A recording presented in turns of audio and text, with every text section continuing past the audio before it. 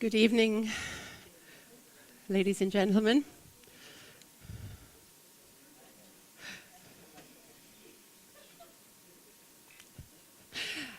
Parshat Chukat.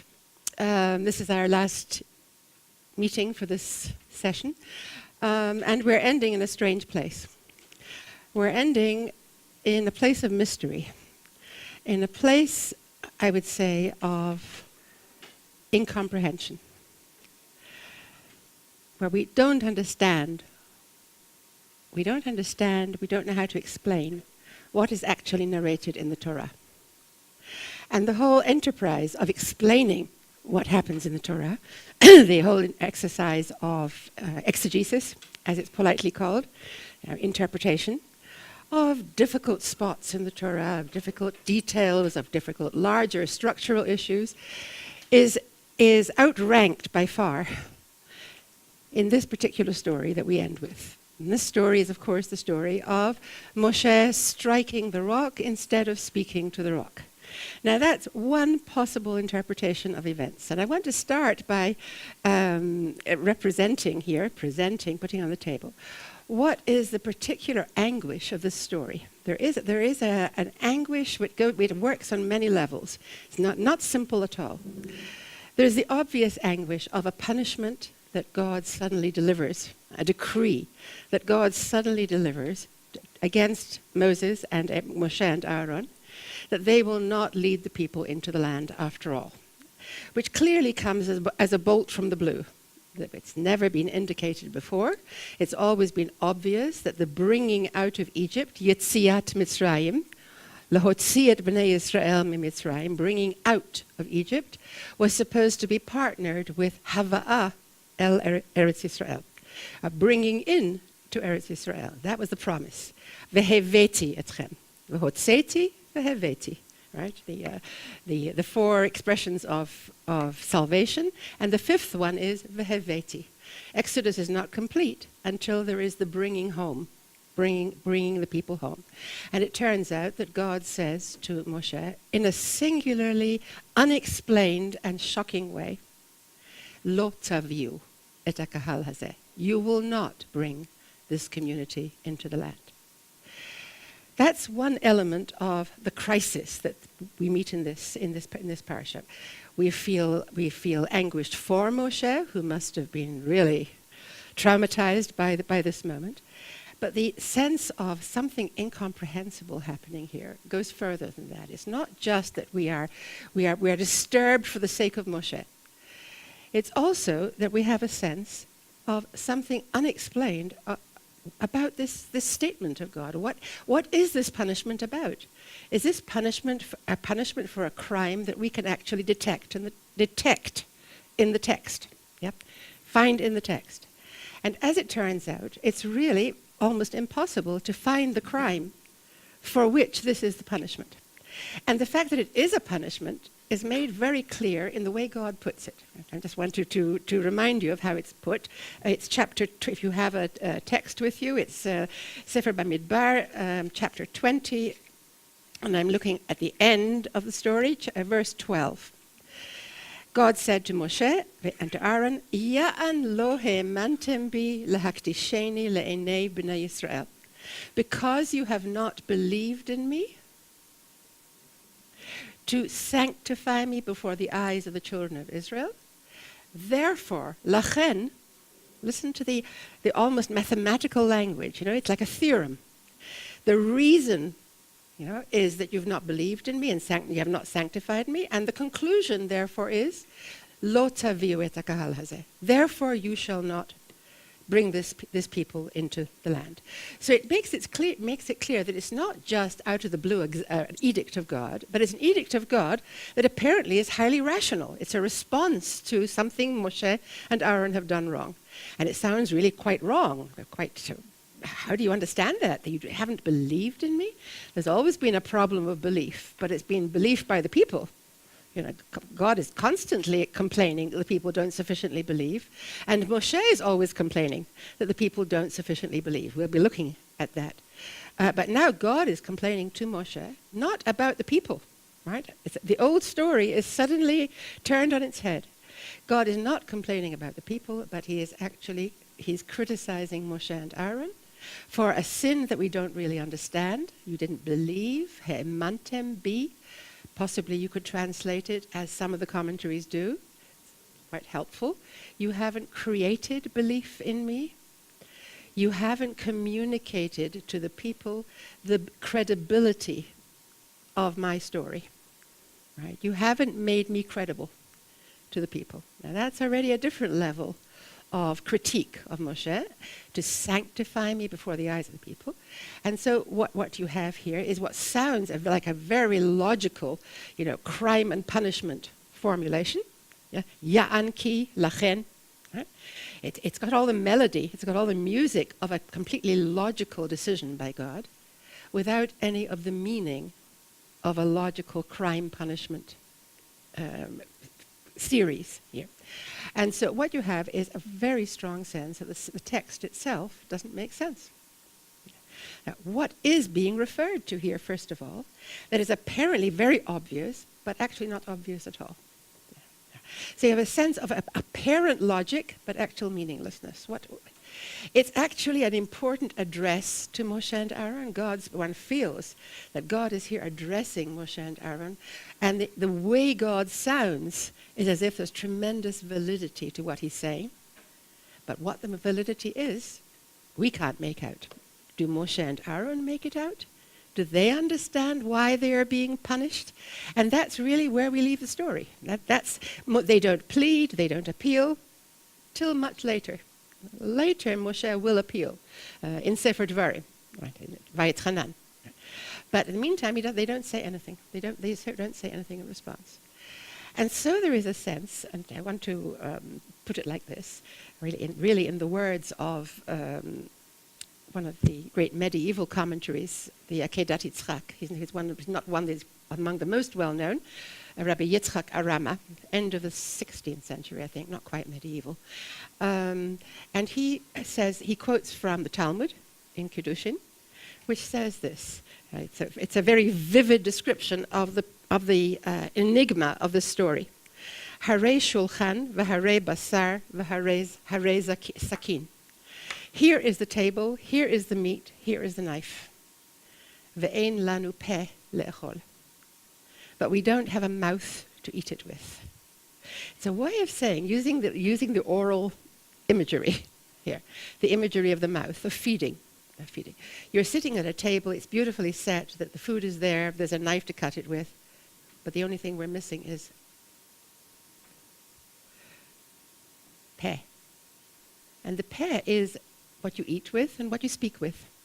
The basic survival function of the mouth is to eat. The baby's oral impulses are used for feeding, and then later for speaking. And speaking serves a sublimated, let's say, survival use. It creates society, it creates community, it creates meaning. And here we are now, and in some way everything's set up for us. It's very clear what God asked of Moshe. It's very clear what Moshe did, and we don't know how to eat then God's verdict. So what did they do wrong? Now, that sense of we've got all the evidence. If we didn't have the evidence, if that was clouded in mystery, that would be a different story. But here, everything is clear, and yet we don't know how to begin to consume it, how to begin actually to ingest it and make something of it. Now, that statement says that's a quotation from the Talmud, and that situation leaves us, says the Akedat Yitzchak, right? V'nishtomem libenu. A feeling of being emotionally and intellectually devastated. It's quite a strong word, nishtomem, shamam. Yeah. What is this? I mean, that expression I'm making now with my mouth and with my face is sort of the feeling. In other words, what the passage is really about is not, we have to solve this problem. There's a problem in the text. But what it's really about is a human experience of speechless bewilderment. It's a human situation in which we face a dilemma of some kind, and we're left just aghast, in a way. Nishtomem libenu. What? And that is somewhere what is brought up in this parsha, even before we get to our story of the rock. It's brought up already, it's evoked in the title of the Parsha. Yeah. What's the title of the Parsha? Chukat, yeah? Zot Chukat HaTorah. This is a chukah, and what follows is the law of the red heifer. Yeah. The ashes of the red heifer, mixed with water, can be used as a purifying element to deal with pollution. The particular pollution is the pollution of death. If someone has been polluted by contact with death, tumat hamet, which is avi avot hatuma, says the Talmud, which is the quintessential form of impurity, the contamination by death. And of course I take that, as you can understand, not just as a technical issue, but as a human issue, that being near death, being involved in some way with death, does things to us, right? Traumatizes us. And here comes one solution, the ritual solution, but it's a chukah. A chukah, as you will know if you had a good Jewish education, a chukah is different from a mishpat. It's two words for law. Mishpat is law that has good reason behind it, that you can understand the reason for the law. And chukah, as we were all taught, means there's something mysterious and inexplicable about the law. That's how it is, that's all. You just have to accept it. That's the law. And here, there's a self-advertisement here, right? This law is described as a chukah here, because there's something that defies the normal structures of human logic about it. The way it's put traditionally is that these ashes can purify the impure, and they can also contaminate the pure. Now, that already turns us head over heels. So, what do we do now? What kind of logic is that? This is before homeopathy, or maybe not before, but but that doesn't belong to the normal structures of human logic to this day. We're a little bewildered by it, those of us who have overly logical. That you can take a tiny amount, a very infinitesimal amount of a liquid or a material that could cause the illness, and you spin it very fast, you agitate it very fast, and then it becomes therapeutic for that very illness. So if you are very logical, you'll be a little bit outraged at this. And if you are poetic and mystical, then you might actually rather like the paradox that's involved here. But what I have here is very, very serious, because the people have been affected by a death trauma, I want to say. This is not just describing an occasional case where someone is in contact with the dead and needs the ashes of the red heifer. We're talking about a historic moment in which the people have been dying for 40 years. And here's another of the great unexpected swerves in the story. We realize, and we're never actually told, but we realize as we're reading that this is at the end of the 40 years, that we have suddenly, since last week's Parsha, which happened at the beginning of the story, that after the story of the spies, it seems pretty clear that the story of Korach follows on pretty soon after that. There are connections. And then suddenly we are 40 years later. There's a really fast forward, and not even without even the whirring of the machine, to indicate that it's fast forward. And suddenly we begin to realize that we are actually almost entering Eretz Yisrael. What happened to those 40 years? Those 40 years are like a chasm, in which the dead went down into the sands, and there is no sign of their ever having been there. That's the ad tom. The root taf vav mem is used of the decree that the dead will be consumed in this way. They'll go down and until all the dying is finished, until the dying has been completed. And one of the classic moments in the Midrash that signals this is the beginning of our story. And I'm looking at Perik Chet Pasuk Aleph, this beginning of this chapter, after the red heifer. Vayavo b'nei Yisrael kol ha'edah midbar tzin. And the children of Israel, the whole community, came to the wilderness of Tzin. And that's where Miriam died, and that's where they complain about not having water to drink. That's the beginning of our story. Notice the death of Miriam, the death of one of the three leaders of the people. By the time we finish this story, we know that the other two leaders are also slated for death, that they will die quite shortly before going into the land, before the people go into the land. So there's a real framework of death here. And then look at the comment that you see in Rashi in number 1. It says the children of Israel, the whole community, came to this particular wilderness. What is the whole community? Kol ha'edah. Who is not here? Is anyone not here? If it says the whole community, it seems to imply barring none, completeness of a certain kind. But it turns out that kol, which is a word that has been important to us last week when we talked about Korach and his conspirators, who claimed that the whole people are entirely holy, and we detected in that some kind of totalitarianism.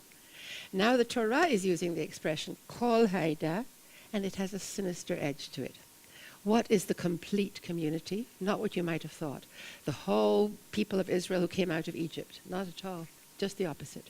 So if you look at Rashi, you can see how he puts it from the Midrash. Edah hashlema, the complete community, shekvar metu mete midbar.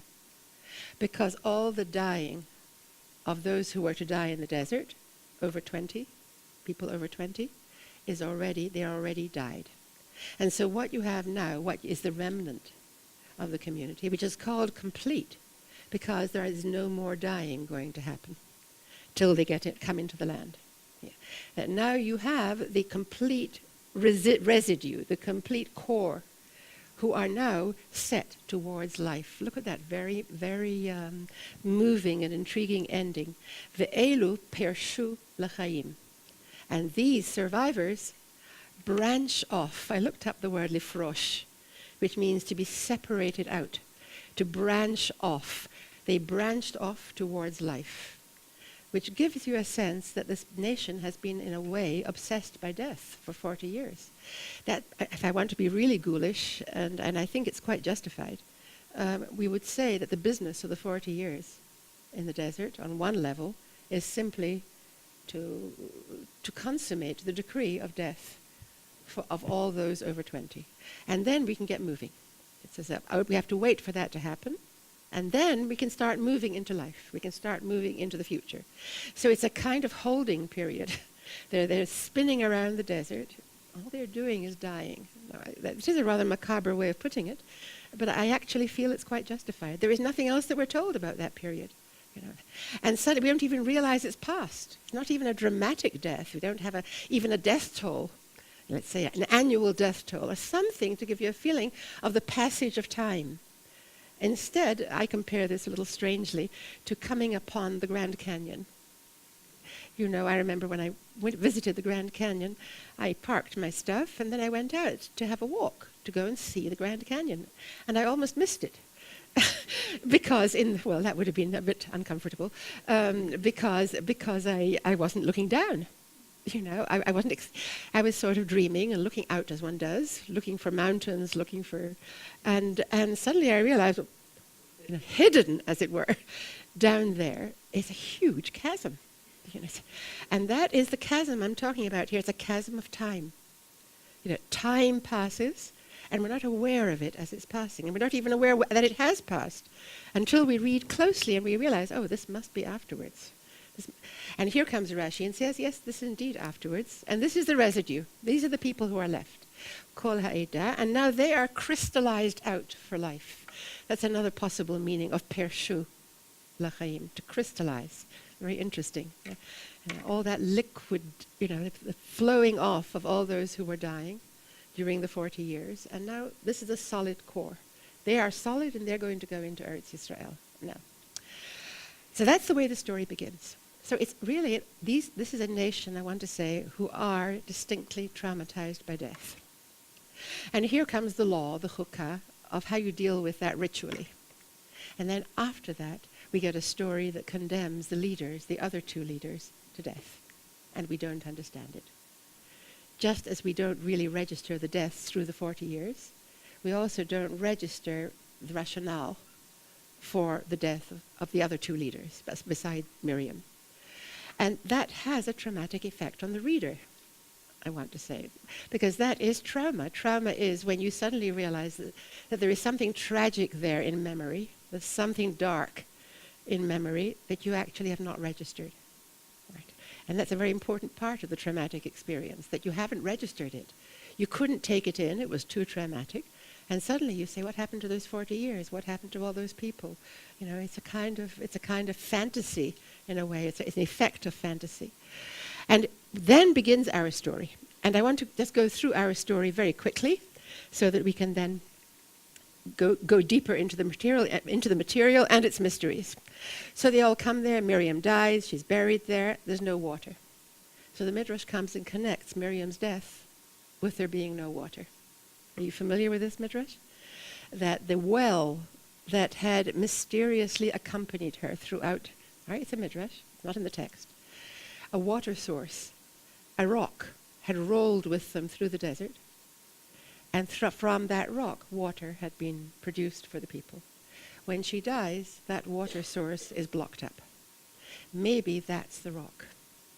So it's a feeling, a very specific feeling, that the rock now that they're dealing with is a rock that in the past had a miraculous surges of water, and now it's gone rock-like. You know, it's reverted to a kind of natural dumb state. And there it is, refusing to yield water. And the people complain. And we've heard them complain so many times in the past. It's similar to their old complaints. The 40 years hasn't made a tremendous difference, apparently. They're still saying, why did you bring us out of the land of Egypt to die here in the desert? But the big difference is that now they're complaining that they haven't come into the land, which is a land of figs and vines and pomegranates. In other words, some of the special fruits. At this moment, there is some kind of desire to go into the land. It's not just an unequivocal desire to run back to Egypt anymore. It's a bit late now for that. And here they are on the border, and they're saying, why are we still in this awful place, in this deathly place, and there's no water for us to drink? And here, when they say this, Moshe and Aaron, according to one reading, flee from them. Vayavo mipnei hakahal. They ran away from the mob, almost as if it's potentially a lynch mob, that the people again are so hostile and are so full of fear and dissatisfaction that Moshe and Aaron are afraid. That's the Ibn Ezra who reads it like that. And they come, and Moshe and Aaron come to take refuge at the entrance to the Mishkan, and they fall on their faces. Again, Moshe and Aaron are always falling on their faces in Sefer Bamidbar, which is an expression, if of nothing else, I mean, there are many possibilities, but one I think that's pretty clear is a kind of despair. It's a kind of despair, the mouth in the ground, meaning we don't have a mouth. What are we going to say? Ein lanu peh. We are mystified by the fact that the people are still complaining in this way, and we don't know what to say to them. So it's a kind of helplessness, and then the glory of God appears, as it does 4 times in moments of despair, and then God speaks to Moshe, and our story really gets moving. Kach et hamateh. Take the stick, the rod, the staff. 3 translations for the word mateh. The staff, your staff. You've had a history with this staff. Take it and gather the people, you and Aaron, your brother, v'dibartem el hasela le'einehem. Now that's the heart of the command. Take the stick and speak to the rock before their eyes. Enigma. If you take the stick, surely that means you should use the stick. And what does a stick do? A stick hits. That's what a stick does. A stick sticks. A rod rods. You know, what is it? It's to express authority, to express punishment, power. Right? Why is he told to take the stick if he wasn't meant to use it? First question. Secondly, and speak to the rock. Speak to the rock before their eyes. Surely it should say, lo oznehem. Speak to the rock before their ears, so that they hear what you're saying. But apparently this is to be a visual moment rather than an oral moment. AU. Yeah. It's to be a visual moment. You're supposed to do something that will affect their eyes, that will arouse their eyes in some way. And it's called speaking to the rock, which is absurd, of course. Rocks don't understand language. In fact, you might say that speaking to a rock means hitting the rock. As we say sometimes idiomatically, it's like speaking to a rock. It's like, what's speaking to a rock? The only thing that works is force. The only thing that works when you feel you've given up entirely on communication. Well, I'm speaking, so you say, well, speak to a rock. Something like that here. And God says to Moshe, and here is another surprise, God speaks with tenderness to Moshe about the people. He doesn't speak disapprovingly about the people and their rebellious, dissatisfied rumblings, but this time he's on the side of the people. And it comes out in the tenderness of how he speaks. V'hotzeta lahem mayim. And you will speak, and then you will bring out for them water. You will provide water to them from this rock, and you will water the community and their cattle. V'hishkita. Hishkita literally means you'll go around giving them water. You'll personally serve them water. So there is a sense here that God wants Moshe to have that personal drawing out of the water from the rock, not by hitting. There's something else required to bring out the water and feed the people individually with no punitive overtones. Nothing to make the people feel guilty, rather to make them feel nurtured. And here is a real reversal. Usually God has been angry with the people in their rumblings, but here suddenly he's not. And Moshe then takes the staff from the presence of God. What's milifnei Hashem? It's usually understood to mean from the heart of the Mishkan, from the Kodesh Kodashim, the Holy of Holies. And we suddenly realize, and we're reminded, that that's where the staff was put the last time that Moshe used it. And that's the main business of our meeting this evening, is to try to recreate the history of the rod. What memories are evoked in Moshe when God says, Kach et hamateh? Are there associations with the mateh that come from fraught memories? Now, that's obviously a rhetorical question. Yes. The answer is yes. The answer is yes. What I want to try to show is that the stick is not just a stick. Right? Sometimes a stick is not just a stick, as someone once said about a cigarette, I think. Yes, a cigar, okay. Sometimes, what is it? A rod gleams secretly. I'm quoting Kenneth Burke, not about rods, but an object, seems very specific, concrete object, gleams secretly with words. There are stories that are evoked by the object. You look at the object and you remember. There are fraught memories. And that's what I want to suggest here. So the stick is now to be retrieved from the storage where it's been up to now, in the Aron, in the Ark, in the Kodesh Kodashim, which is a storage place for a number of very significant objects. Like?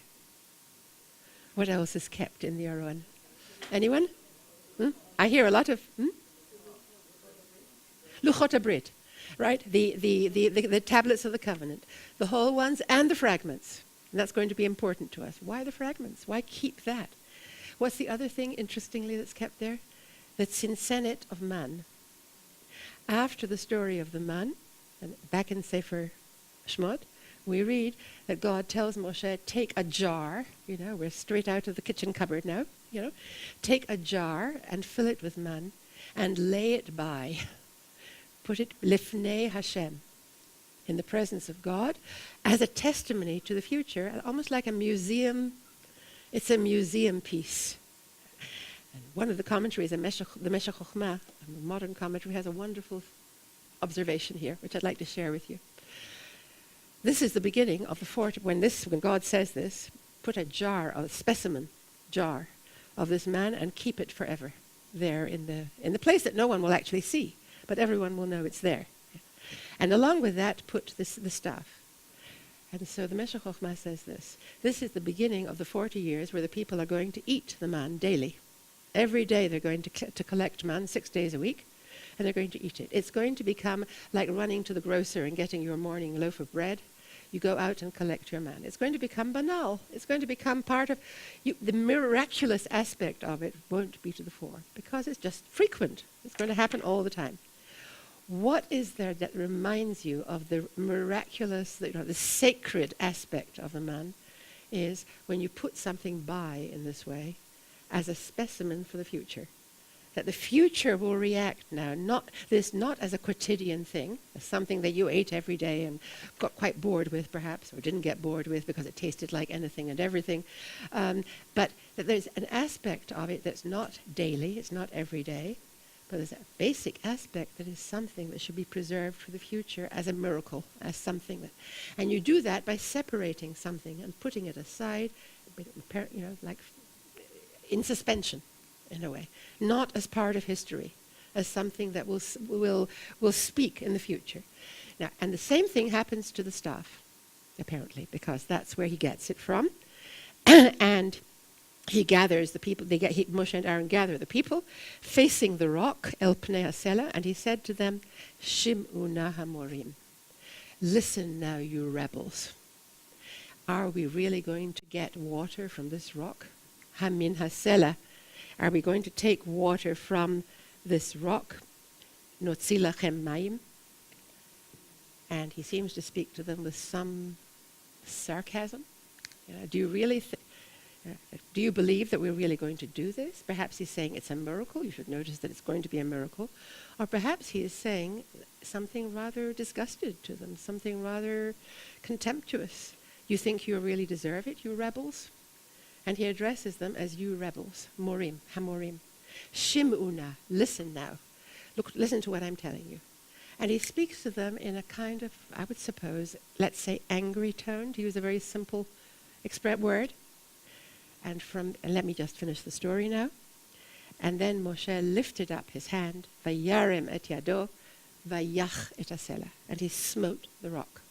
He hit the rock, pa'amayim, with his staff, twice. God had said nothing about hitting, certainly not hitting twice. But, on the other hand, a lot of water emerges from the rock. Not just mayim, but mayim rabim, which really sounds like success and not failure. And that's why we're totally unprepared for what God says immediately afterwards. And suddenly God, in an unexpected way, turns to Moshe and Aaron and says, because you didn't believe in me and you didn't create faith in me, in the people perhaps, you didn't sanctify me before their eyes, you shall not lead this community into the land. So the shock is partly because it sounds like a very happy story. That everyone drinks, there's a lot of water, not just some water, and everyone drinks, and surely that's consummation. That's what God really wanted. The story has ended happily. And so there is that sense, again, of an inexplicable turn.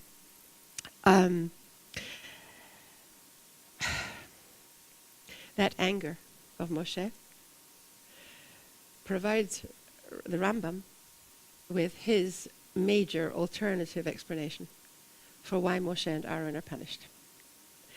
Rashi says, famously, it's because he hit instead of speaking. And then any number of other commentaries come and argue with Rashi and say, no, it can't mean that because it did say, take the stick. There are all kinds of things you can deploy to say that can't really have been the problem. And what the Rambam suggests is it's because of Moshe's anger. Because of the angry way that he talks to the people, misrepresenting God. Now, for the first time, Moshe misrepresents God's attitude to the people. In the past, when God was angry, Moshe expressed that anger. All right. And when God was forgiving, Moshe expressed that. But now Moshe takes it upon himself to express a divine anger that actually wasn't there. That God was actually quite forgiving and quite tender to the people, and for some reason Moshe misrepresents God at this moment. And that's how the Rambam sees the situation, and he wants to say it's because of that. Now, I want to say the anger is definitely there. You can hear it in the tone. And I want to say with the Maharal that the hitting the rock and the speaking to the people with anger is one thing. It's really the same problem. And it's the problem of anger and violence and, what's the word I want? Destructiveness, maybe, yeah? Of destructiveness that appears in Moshe where something else was required. It's called, you shall speak. Yeah. You shall speak would have been something else. Now, here we begin our exploration. What was this rod to Moshe? Why is it not, after all, so obvious that a rod is for hitting with? Yeah. Although that does seem to be its obvious meaning. That's what a rod is for. And so I remember the last time, you remember the last time Moshe had the rod in his hand? It's not such an easy question. You have to have a pretty good recall of when was the last time he had the rod in his hand? No, after Yam Suf. After the Red Sea.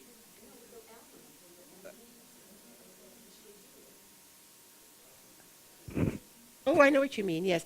That's Aaron's rod in the story of in the story of Korach. But it's true that there is a kind of interrelation there, but I'm not going to go that way.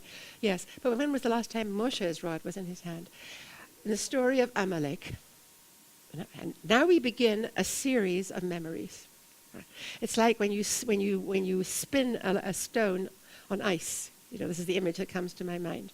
And it skitters along and takes a little jump, this is the art, and goes from one place to the other to the other. And I want to talk about the process of memory as being like that. You remember the last time you had it in your hand, and when you remember the last time, that evokes a memory of the last time before that. We'll see how it works. And then that evokes yet another memory of the last time before that, when he had it in his hand.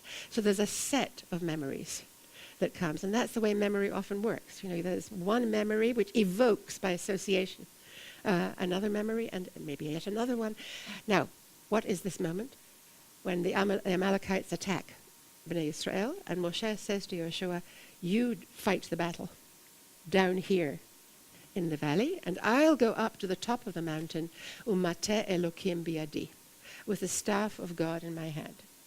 And you can be quite justified in not remembering that. It's not so terrible not to have remembered that, because we never hear about what he did with that staff. That's the last time we hear about the staff. And what the argument I want to make in a minute or two is that it's the last time it was mentioned, and then Moshe did not make use of the staff. That what he really did at the top of the mountain was not use the staff. And that's the memory of the staff that he's left with. There's a fraught memory of the absence of the staff at a moment when he actually had it with him. And should have been used, you might say. And we'll come to that in a minute. What did that story follow on? Another mention of the staff, where, very parallel to our story, God had actually said, when the people were complaining there for one of the first times that they don't have water, right? That's what happens there, chapter 17. They don't have water. And Moshe turns to God and he says to him, what shall I do with this people? He's really quite frustrated. What shall I do with them? Od ma'at v'yiskeluni.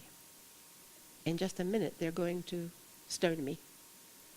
Now, stone me means you have a lynch mob here. There is the theme of the lynch mob. Again, they're speaking in such a threatening, aggressive way and God says to Moshe, take the staff and hit the rock. And Moshe does it, and the water comes out, and the people drink, and there's no punishment, and that's exactly the way it was meant to be. And surely that must be the most obvious memory that Moshe has. When God says to him now, here and now, in our parsha, take the staff. When did I have this staff? Well, it was when I hit the rock. And then after that, I went up the mountain with the rock went up the mountain with the rod. And then somehow there's no mention of the rod after that at all. Have a look at source number 2 on your page. We're going back, we're flashing back now to that moment of hitting the rock. Number 2. Avor lifnei ha'am. That's God's answer to Moshe when he says, I'm going to get stoned any minute now. God says to Moshe, a little unexpectedly, pass before the people.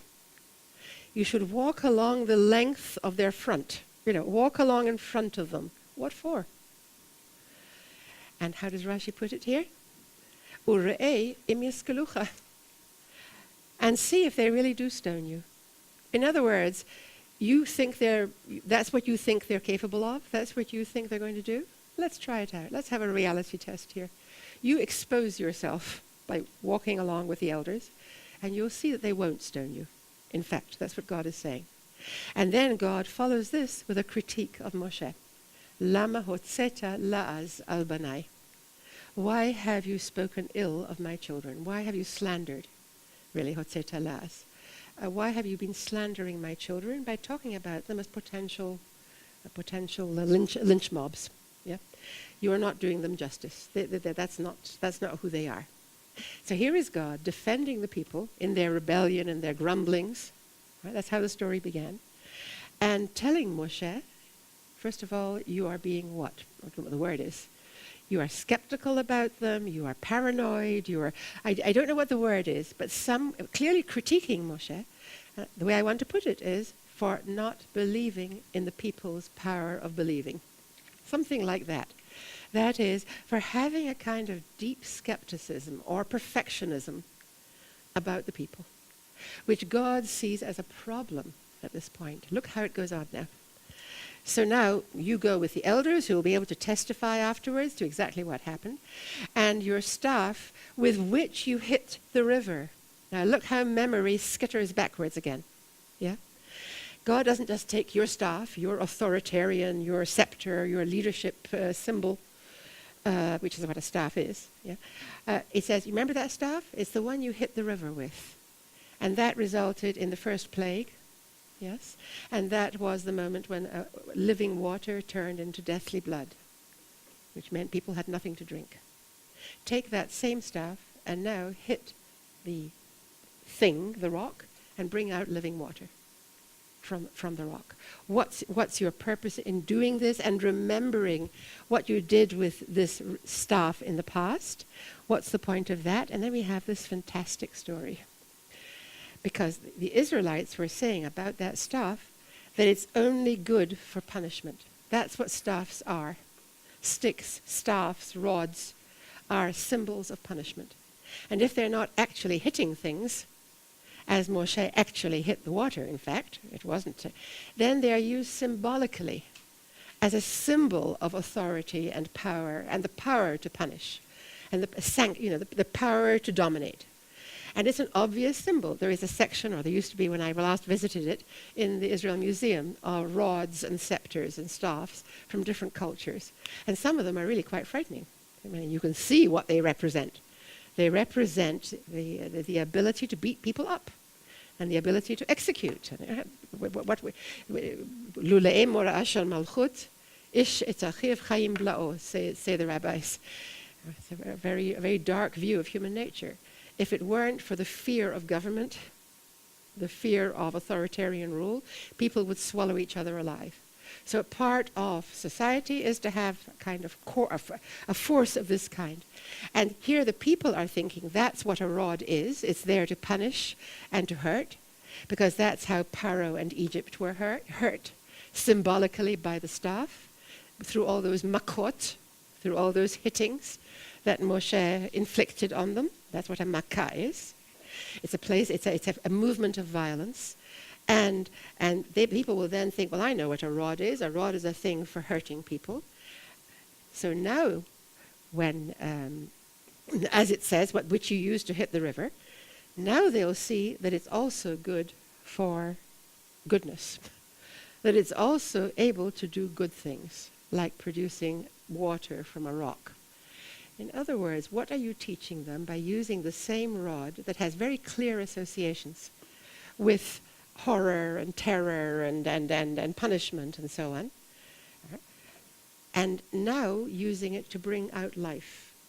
You're agitating the ideas of the people. You're not allowing them simply to put a caption under the rod and say, rod, punishment. And suddenly a rod becomes, well, it's affected by whatever memories you have of that rod. And if this rod suddenly brought out water, then the people are now going to know, it's like the red heifer, that it does one thing and it also does the other thing. It's for Poranud and it's for Tova. And it has a strange paradox. around it, can't easily be labeled. And suddenly the concrete object has more than one meaning and more than one association and comes alive in different ways. And then the last part of the passage, God says, hit into the rock. Vihikita batsur, not al-hatsur. It's not just a tap on the rock, but penetrate the rock. And so Rashi comes up with almost this chemical observation that the rod had to be made of some very hard material, like perhaps sapphire. I think that's probably what he refers to here. Some gem-like material that could really bite into the rock, and gives you a sense again of the hardness of a rod, somewhere as a worthy foe of the hardness of a rock. And so you have again the use of force, to release life from the inside of the rock. So you have a more complex image. And what I want to say now is that when this is followed by Amalek, I'll defer Amalek for a moment. Go back to the hitting of the river, and then go back another step, and you come to the first use of the rod, the first memory of the rod. It's not just the uses, it's the memories I'm interested in. That Moshe must now have had a series of memories of all those times when I used the staff. And the first time, you remember, was at the burning bush. When Moshe said, they're not going to believe me and they're not going to listen to me. When God had deployed Moshe to go and speak of redemption to the people. And Moshe bursts out in a loud voice, Vaya'an Moshe. And he says with great conviction and agitation, Hein lo ya'aminu li v'lo yishma'u b'koli. They're not capable of belief. And then God says, Ma ze biyadecha. What's that in your hand? Strange question. Have a look now at number 4 on your page. It's over the page. Ma ze biyadecha. What's that in your hand? It's written, unusually, as one word, not ma ze, but as if it means mizeh, mem zayin hey. From what is in your hand, look at the fantasy reading now of the question. From what is in your hand, the rod, you have to be punished. You are now going to be the object of punishment. The rod is going to beat you up. That which is in your hand is going to turn against you. Not against someone else. It's your power will turn around against yourself. Why? Shechashadita biksherim. That expression, Talmudic expression, that you have suspected good people. That you have been suspicious, that you've been paranoid about the power of the Jewish people, of the Israelites, to believe. How do you know that they're not capable of believing? And there's here a critique, a kind of hidden critique of Moshe from what is in, because what happens to Moshe's hand then? First of all, what is in his hand is the stick, and that punishes him. How? Because it turns into a snake. Yeah, he turns into a snake, and he runs away from the snake. He's full of terror of the snake, and he had just been holding it in his hand as an emblem of his own power to dominate others, as it were. And suddenly it turns against him and he runs away. Why? Because he failed in his role of leadership, and he's made to feel it here, to become aware of it, and then his hand itself turns against him and goes dead. You remember, it becomes leprous. Because hotzeta las, because you slandered, and the punishment for slander is leprosy. It's not the modern illness of leprosy, but it's called sarat. And so here is our tzaddik in residence, right? There's all those bad people out there. There are the Egyptians, and then there's the Israelites who are constantly complaining. And here is Moshe, who is the tzaddik, and who is representing God in this story, and who is disappointed at the people and their failures. And God turns around on Moshe and says to him, but the depth story here is about your relationship with them.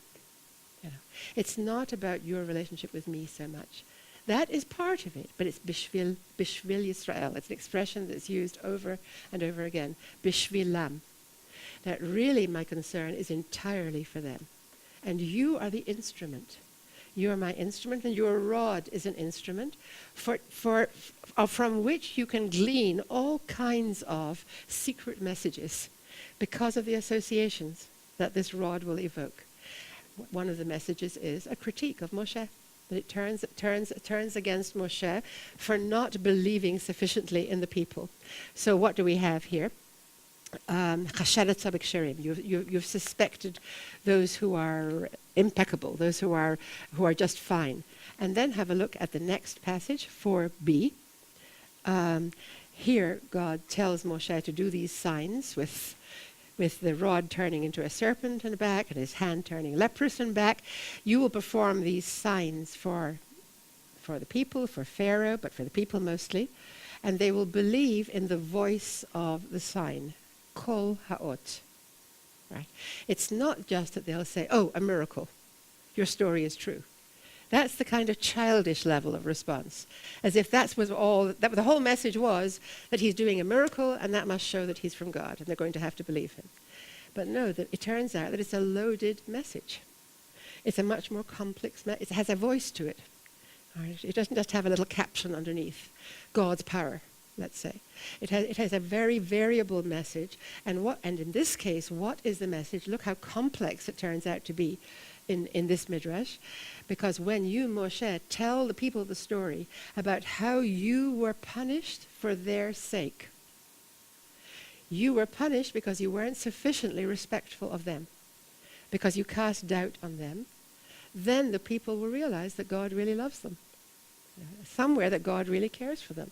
And it's not just a closed society of God and Moshe against the people, but actually it's in a way God and the people on some level against Moshe. There is that too in the triangle. Moshe has to develop a sense of that. And I have been punished, Moshe is to tell the people, because I spoke Lashon Hara about you. Yeah. The leprosy was a punishment for that.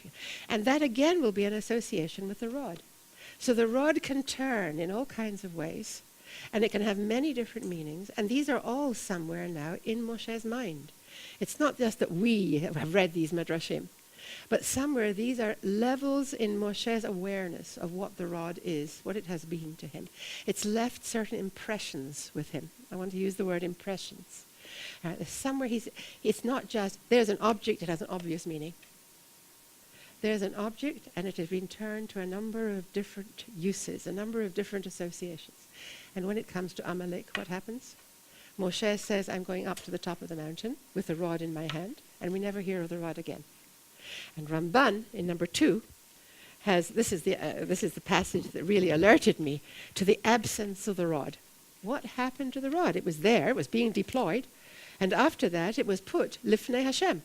It was put in storage, and never used again, till our story. No one was ever hit with it. So what happens here? Moshe says to Yeshua, go fight Amalek.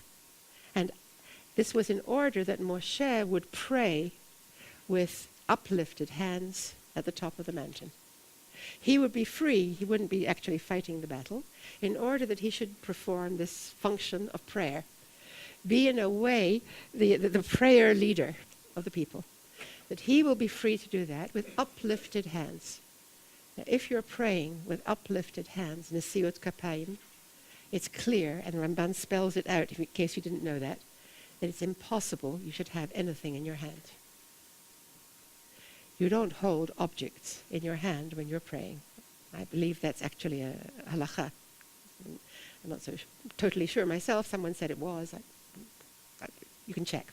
But in any case, the concept tells you, that is, uplifted hands means hands spread like this. Like the Kohanim, when they're blessing, it's hands in surrender. Hands open and not ferocious, not clenched and forceful. Right? It's the opposite of the staff in the hand. And in the passage, and that's what he says at the end of the passage, which is halfway down the passage you have in front of you. You can see the end of the line is just before the actual margin. And everything after that was not really relevant to our point. I didn't really mean it to be on the page. But if you look at what it says just before that ending, it says, at the moment of prayer, his hands would be spread out towards the heavens, and he would not hold anything in his hand. He would not grasp litzfus. This is not the grasping motion, this is the surrendering motion. This is what Levinas calls, not about this, but he talks about the power and the powerlessness of the caress, of what you do with the open hand. And it's an erotic association, but Levinas is, I have to say, somewhat anti-erotic. So I think we are meant to translate it very quickly into other terms, what you do to a child. But the erotic association still remains the main one, I can't help thinking. And what Levinas says about the caress is that it's a searching movement. It's not a movement in which I'm grabbing hold of something and being powerful. It's a movement in which I'm vulnerable and I'm in a way, I want to find something. I'm looking for something that I can't grasp. And that very human, or it's a very human gesture in that case, the caress. And we tell ourselves we do it to soothe the baby, let's say, but we're really doing it for ourselves mostly, I think, when we caress. I tested it this afternoon with one of my grandchildren. I did a laboratory experiment in caressing, and I was trying to calm this baby, really a baby. It was successful as far as that went. The baby liked it, but I knew that it was because I'm expressing something in myself. It's a reaching out towards without being able to take hold. And that is the movement of prayer, I want to say. That's what Ramban is saying here. So Ramban tries to compromise then. He says, yes, the staff was used as an image of power. He stood on the mountain for a moment as a symbol of power, holding the staff in his hand. And they fought the war under the impression of that. But the main thing he was doing was holding his hands up, you remember, and when his hands were up, then the people would win, and when his hands fall, the people are defeated. You remember that pasuk? Yeah. And on this, the Gemara in Rosh Hashanah asks, it's become a song, it's such a famous passage, V'chi yadav shel Moshe osot milchama, or shovrot milchama. Yeah? Are the hands of Moshe magical, that they can make and unmake the fortunes of war? It really seems like a magical icon of some kind. Hands up, you win. Hands. What is it? No. It's when the people would look upwards and their hearts would surrender. Right? Their hearts would melt in a way. Their hearts would dissolve towards their Father in heaven. Then they would win. The resistant human heart would somewhere soften towards God, then they would win. So in that case, if it's all a matter of the hearts of the people and their connection with God, then what role do Moshe's hands play in all this? And so there is another version of the same midrash, of a similar midrash, it's in the Mechilta, that goes like this. When the people would look upwards at Moshe, and they would see him with his hands up, or they would see him praying, then they would pray. So in their hearts there'd be a motion of prayer. Looking at him was a way of looking at God. Now, it's a very fine line. Right? We're not talking about idolatry here. That Moshe's hands are directed towards God, and the people, in a way, it's a mimetic moment in this version of the Midrash, that they are copying, and that's what you should do in a well-organized Beit Knesset. When the prayer leader, when the Baal Tefillah bows down, then the community bows down, and when there's mishtachaveh, then there is that sense of the body praying, and the focus on the body of the leader, who is connected in this weak mode, not in the strong mode, in this mode of surrender, in mode of openness to God, and that was what made the victory, when that was possible. But notice in the story, of course, Moshe has arms, are human arms, and they're pulled down by the force of gravity. You can't remain in that position forever if you have a human body. Yeah. And therefore he has two people to support him on either side. And a point is made of that. That kind of emunah, that kind of faith, if you want to call it that, the Torah actually says, V'hayu yadav emunah. And his hands were faith till the setting of the sun. He managed to hold that posture because he was being supported. That means without the other, I can't do it. I can't do it by myself. I need some kind of support. Otherwise, I flag. There's something about this gesture that demands great strength in its weakness, in its surrender. But the main thing I want to say is that if Moshe has a memory of the mateh, the last time he used it, the significance of it was that he didn't use it. If he did use it, it's by the way. That's not the subject of the story. It's that he didn't use it, that he set it aside and opened his hands upwards to God. And so you have, it's like an open question now about the use of force and about prayer as two alternative modes that shouldn't be mixed up to each other, perhaps. Maybe, what can I say? Personally, I know that everyone has a different sensibility on this, but I shrink a little bit when I saw a video just yesterday of the Haredi Nachal, the regiment of Haredim who joined the army, and there they are getting up their spirits before a masa, before a how do we say it in English? No, it's like a difficult march, a difficult task that they have to do. And they're getting up their spirits by the leader is roaring at them in military brutality.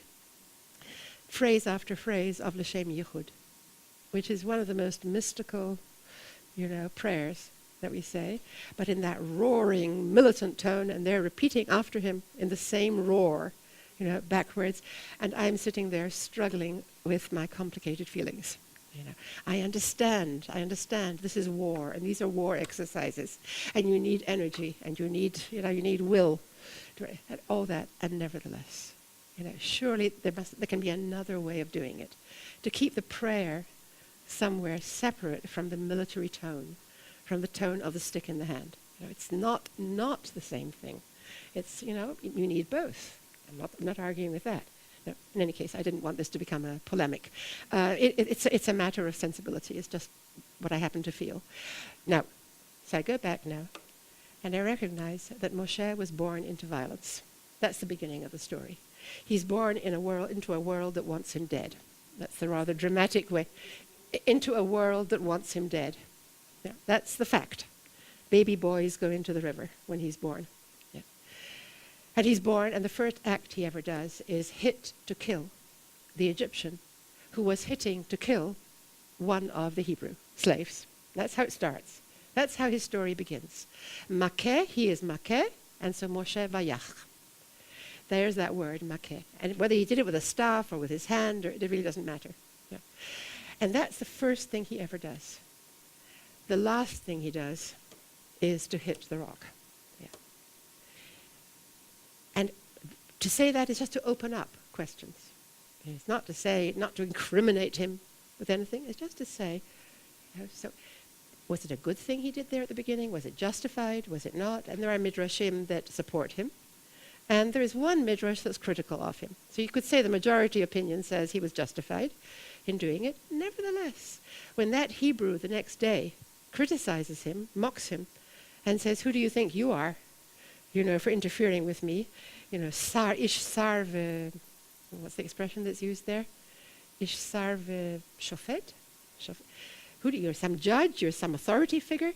And let's say again. Misamcha, ish sarve.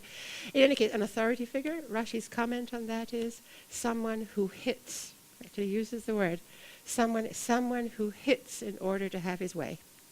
A power, who made you into that? The fascist symbol, if I want to go really far afield, the fascist symbol, the meaning of fasces, is a bundle of rods tied together. That's a symbol of the fascist mentality. Now, please don't misunderstand me, The rod is a legitimate symbol of many cultures, for good reasons. But in Moshe's memory, this rod has been through a lot, including not being used at all, including being put aside. Yeah.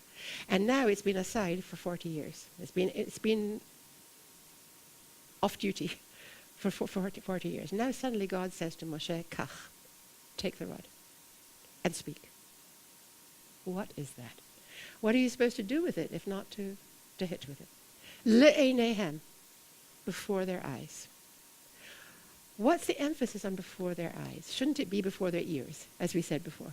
Yeah. a visual scene is required here.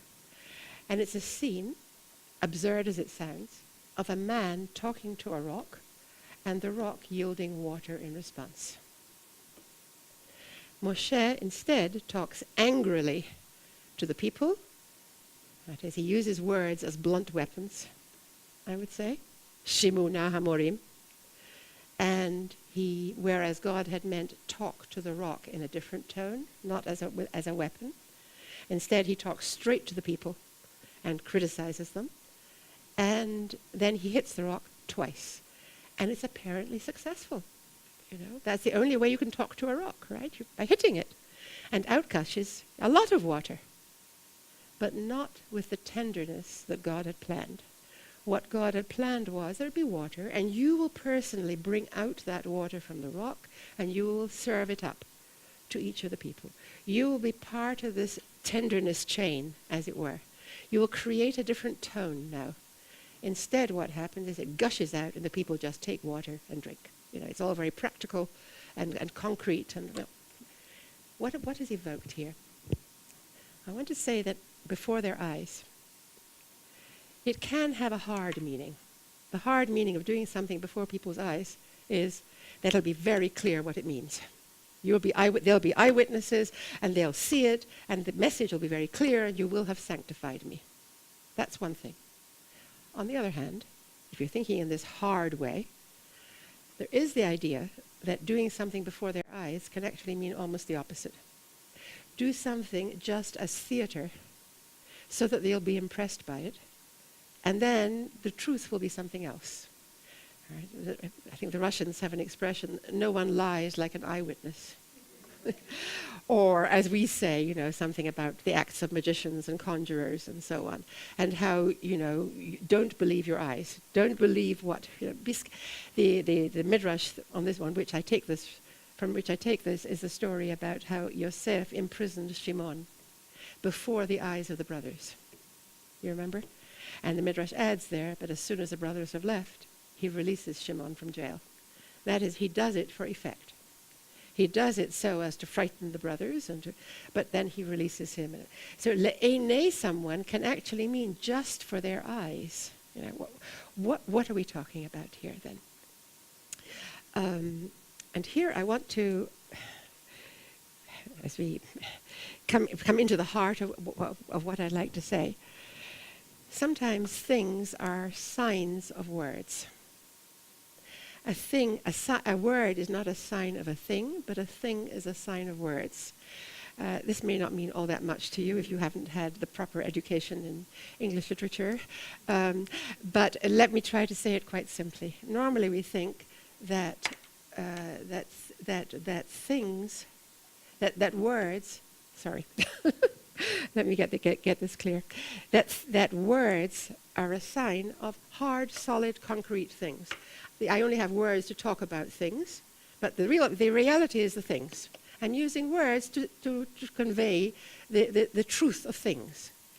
And here is now this opposite observation, Kenneth Burke, that things are a sign of words. That when you come across a mate, it means nothing without the words. Its apparent meaning is very simplified. A very simplified version of the stories around, right? The meanings that have been constructed around the thing. That's what the thing, and in Hebrew, of course, it's the same word. Davar and davar, word and thing have obviously a connection with each other. And it's not all one way. And I want to think then about Impressionism. I'm talking about impressions now. And I'm talking about that movement in painting called Impressionism. And I'm thinking about an essay by John Berger, who is a quite wonderful English art philosopher of art, and he writes about art in extremely, I would say, spiritual ways. He is officially a non-believer. He makes it very clear. He's a Marxist. He writes some of the most faith-inducing stuff that I've read, outside Sifrei Kodesh. What does he say? He talks about the sad eyes of Claude Monet. There isn't a portrait of Claude Monet, or maybe even a photograph of Claude Monet, and he has sad eyes. And you can say, well, something in his personal life, whatever. He says, no. The sad eyes are the eyes of an Impressionist painter who has to recognize, what does such a painter recognize when he's painting the appearances of things, which is what everyone is doing. We paint the appearances. But what the Impressionists for the first time realized is that when they are facing appearances, they're being challenged by disappearances. That as they're painting, this thing is disappearing. In fact, Monet found it hard even to complete a single painting. He did 20 paintings of, let's say, Rouen Cathedral, to catch it in all different lights as it appeared and disappeared in various ways. And he found it hard, he complained it was hard to complete a single painting because the cathedral changed so much as he was painting. It disappeared on him. It frayed at the edges. That's the feeling of something melting away. Already it becomes a memory as you're painting it. And so things, you're not actually painting things, you're painting fraught with memory, objects that are already fraught with memory and a sense of nostalgia, and it's on its way, it's moving already, it's moving away. And so there's something very painful about that. So that, Berger says, a painting can no longer create a refuge, a nice solid feeling of a home for you to walk into. A painting of a space, a painting that you can take refuge from the world in the painting. And instead, the artist is a kind of homeless person.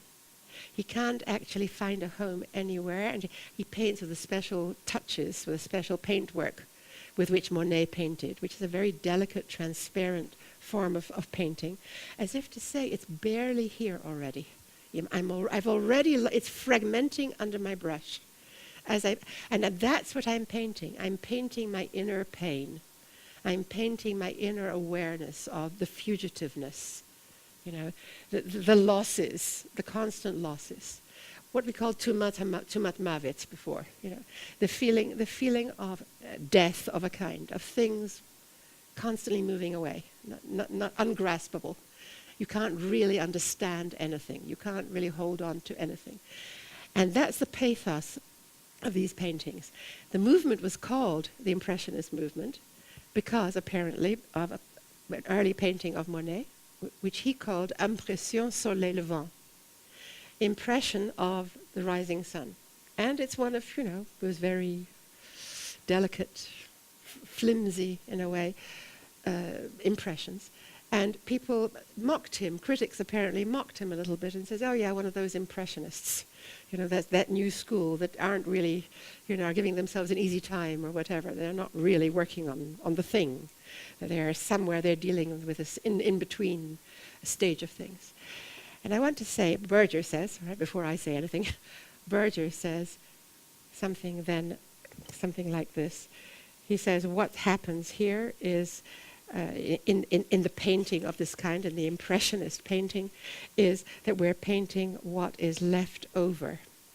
What is left over after the thing is no longer there, or as the thing is in the process of disappearing. And the history of painting was never the same again, he says, after this. So it's something about a new relation between what you are seeing and what you have seen. You have seen, you have memories of having seen in a different way, and now you are seeing, and you're not going to go on seeing, you have to catch it in the moment.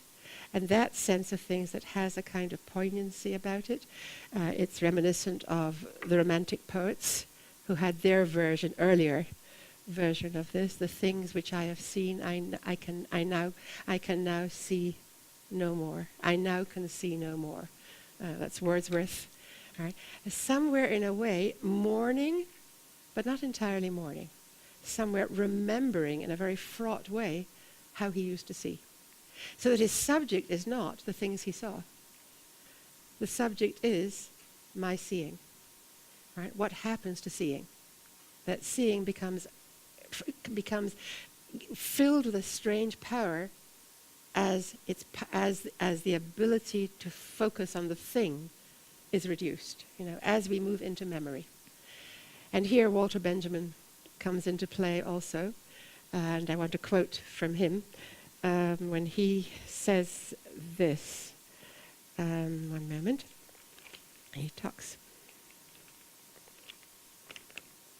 Yes. He talks about the aura around objects, some kind of an aura. And it's the aura of memory. Right? It's the object fraught with memory. Yeah.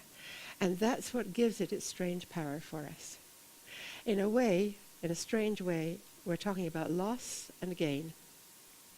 The loss of the things you've seen, and the strange gain that comes from the reshimu, the Hebrew word for impression. Reshimu is it's Aramaic, actually, roshem. What is left over after it's gone? The vestige, as you might say, which makes it sound really poignant and not very satisfying. And yet the word roshem is given tremendous, privileged, as we say.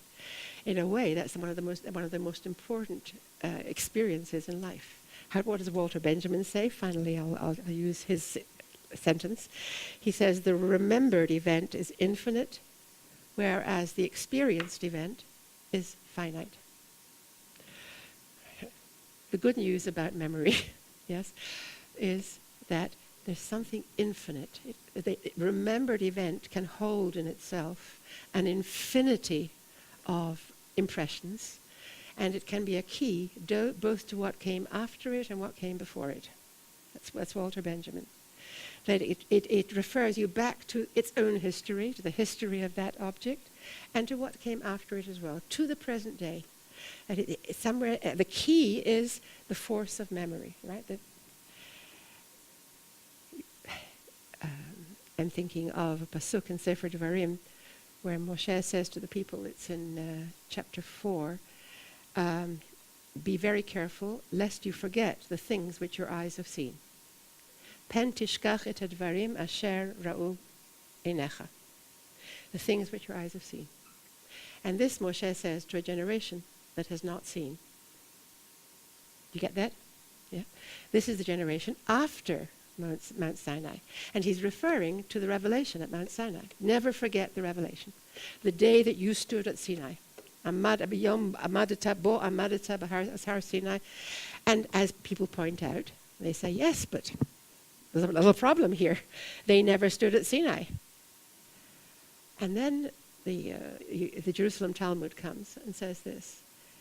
Hasover Talmudo lo b'mhera hu mishakeach. Someone who internalizes his knowledge, his learning. That is not his direct experience. But let's say you've heard about something and it has had such an impact on you that you will not quickly forget it. If you've really internalized it, it has a power to haunt. It has a power to haunt in a good sense. You know, that is, and we know this from, I think everyone who learns Torah knows this, that, you know, we weren't actually there in the flesh, let's say. We say that everyone was there, but everyone was there in just the sense that we all live with the impression of having been there. And the impression is what's left over after that moment has passed. And that moment was past. It is in the past. And yet we carry it with us in this translated form of things that we've heard and things that we've seen and things that we've thought about and have really taken deep into ourselves, have internalized. That's the way to prevent forgetting, you know, that process. And that's what I'm calling Impressionism, the reshimu of the thing. When the tzaddik leaves town, what is left is just a roshem of him. When someone dies, you know, someone we love dies, he disappears, but something is left. And what is left, in a way, is more him than the reality of him, in a strange way. The moment of death, suddenly something strange happens in our lives. And we have that person in a different way. It's not having like that, but it's more like that. We're subject now to impressions. All kinds of things come together at that moment. What does Moshe do at the top of the mountain? At the bottom of the mountain, when it came to the revelation. He comes back down the mountain with the tablets of stone, which are a kind of eternal memory, testimony to the writing of God's finger. It's written in stone, permanent power. And he smashes those tablets. It's a really shocking moment. There's no other way of saying it. Why does he do that? And one answer that I came across in a number of sources is he really wanted to break their hearts. The people were all too blithe. Somewhere they didn't understand what they're dealing with. That they're dealing with something that's just in the process of turning into memory, the moment of revelation. And they have already betrayed it. Now part of the memory is going to be a betrayal of the memory, in some way. And what Moshe does now is shockingly destroy the actual hard testimony to the gift of God here, that God actually gave him these tablets. And then paradoxically, here is the paradox again. How do we remember that set of luchot? We remember it not just as the fragments of the luchot. It was shattered into fragments. But these fragments now have meanings attached to them. They're not just a thing. They are words. What are the words? Strange words. And you find it, Rashi quotes the Gemara on this as his last offering in his commentary on the Torah. At the very end of the Torah, this is he signs off on this midrash, famous midrash. God says to Moshe, Yishar kochacha asher shibarta. Congratulations that you smashed them. And this comes from the word asher. Yeah? Those tablets which you smashed, God says to Moshe at the beginning of Sefer Devarim. And that word asher can mean to validate, to authenticate something. La asher, and he's sure. Yes? And here comes this extraordinary midrash, which Rashi quotes, and God is congratulating Moshe and saying, that was a fine move. Yeah. That was your masterpiece, in a way. What was your masterpiece? It's what you did before the eyes of the whole people. And those are the last words of the Torah. It was a visual thing you did. As Moshe said, Va'ashbarem le'enechem. I smashed them before your eyes. And so when the end of the Torah has at the end a reference to all the amazing things Moshe did before the eyes of all Israel, le'enei kol Yisrael, those are the last words of the Torah, the Midrash takes this amazing leap and says this doesn't just refer generally to all the wonders and miraculous things that Moshe did. It refers specifically to this you might say, anti-religious moment. It's a moment of unmaking things rather than making things, in which he smashed the tablets before their eyes, meant to impact on them. It was meant to break their hearts.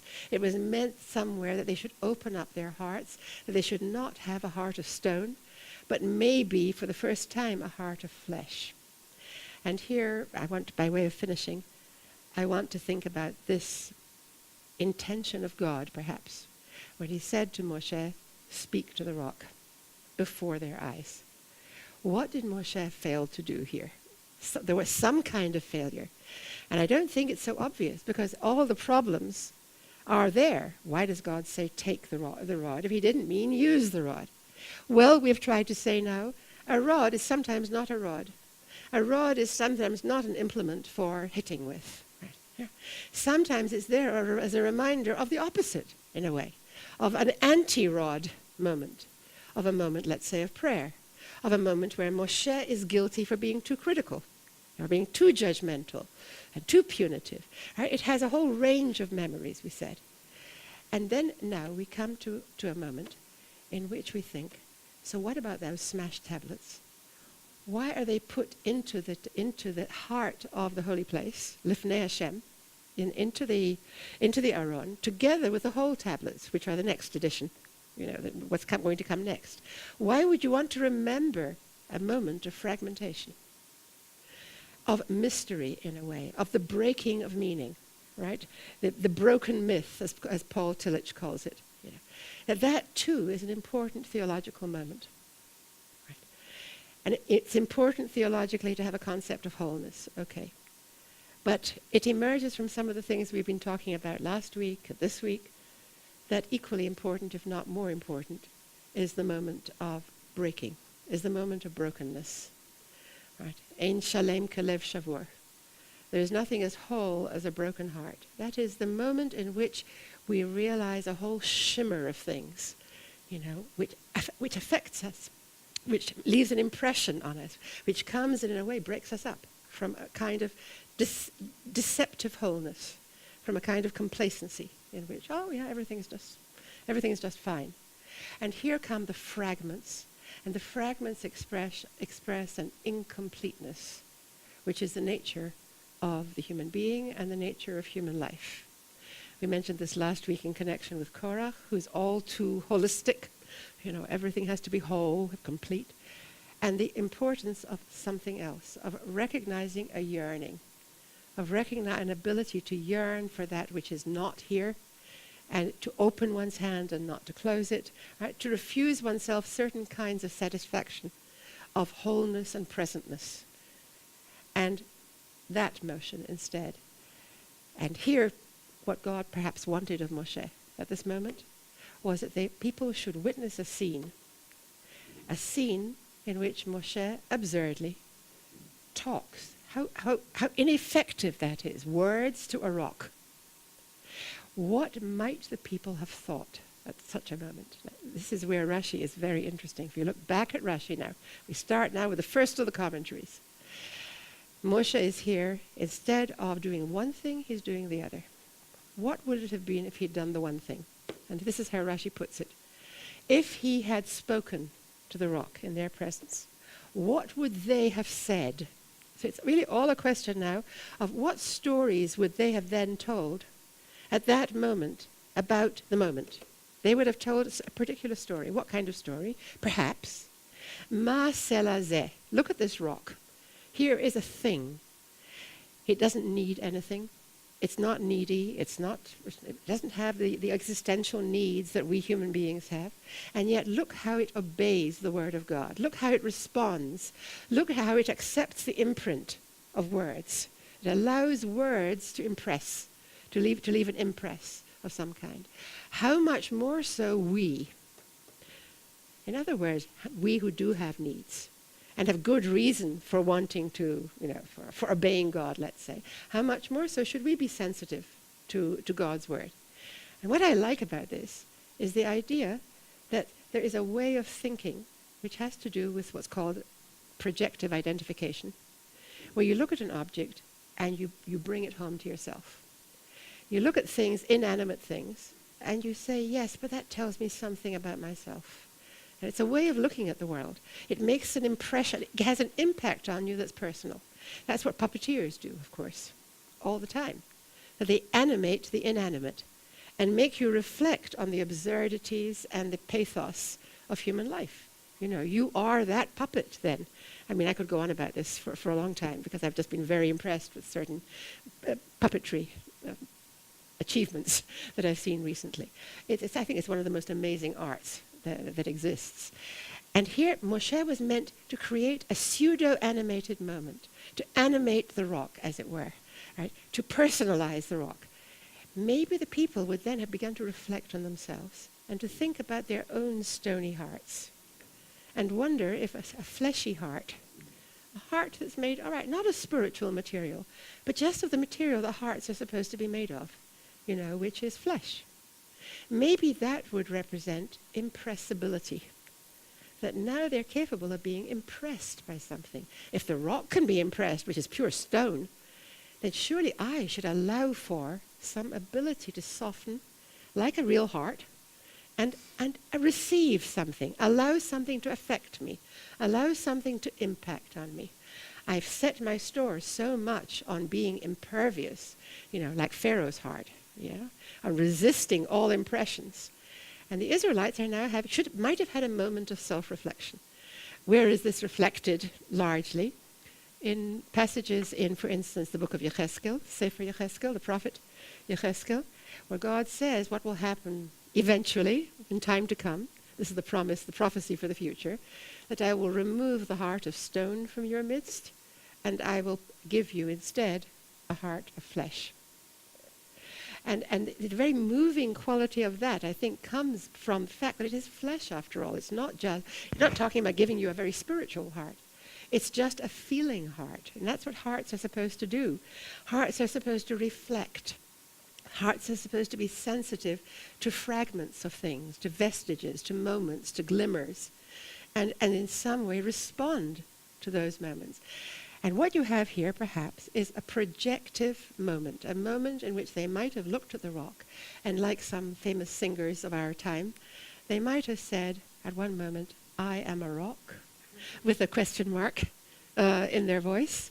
That is that what is Simon and Garfunkel, right? I came to this rather late in the day, so I have the enthusiasm of the late converted. At the time that they were singing, I had my mind on higher things, but I got around in the end to things like this. I am a rock. A rock does not. What does a rock do not do? Do you remember?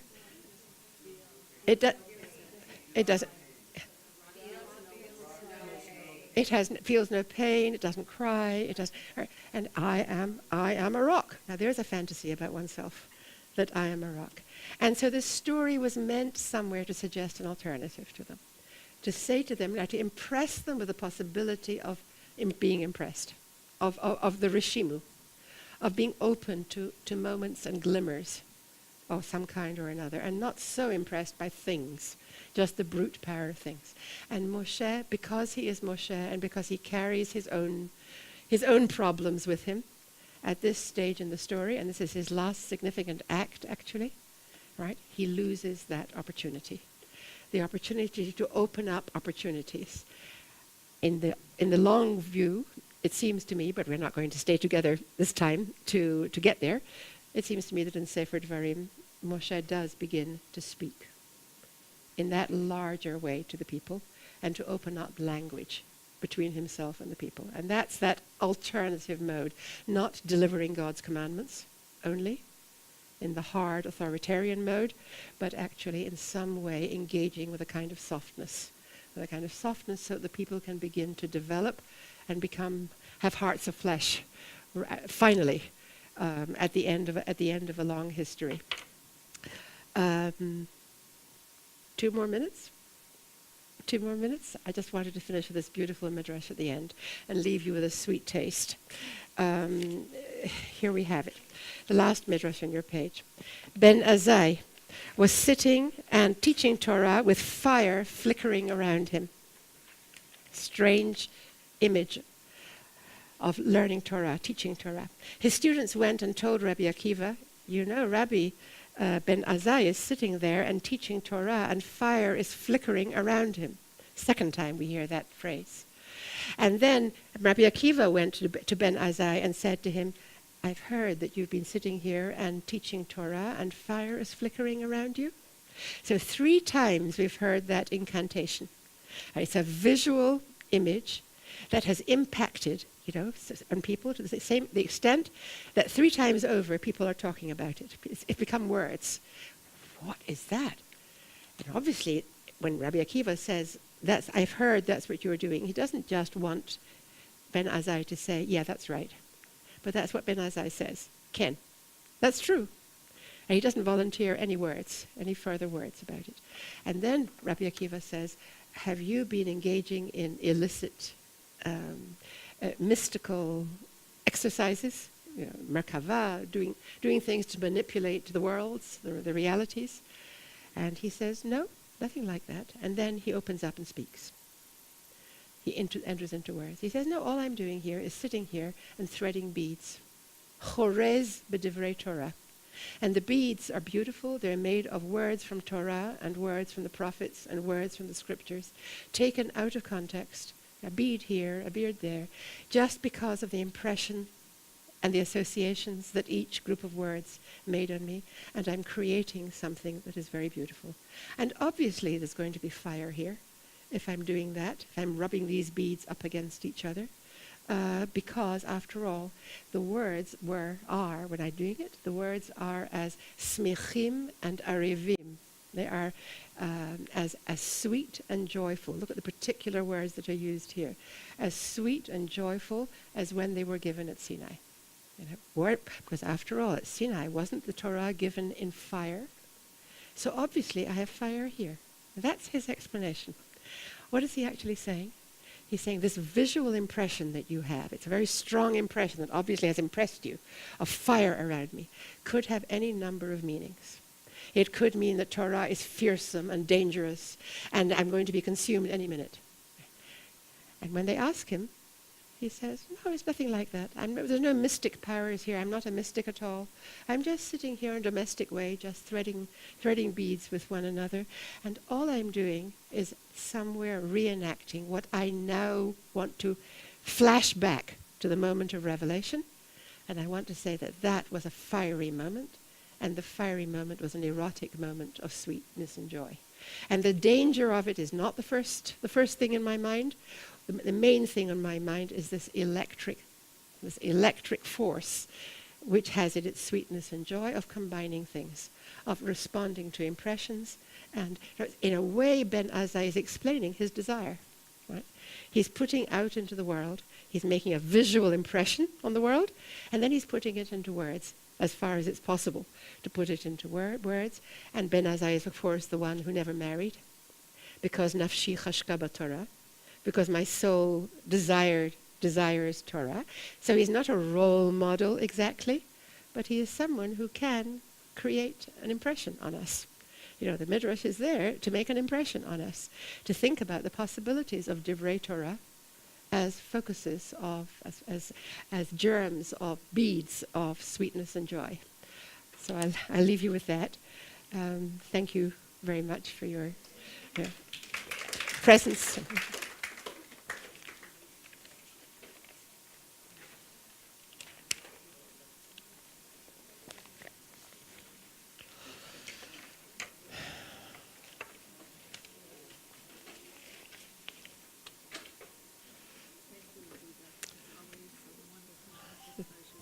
Thank you. Thank you. It's always good to see you.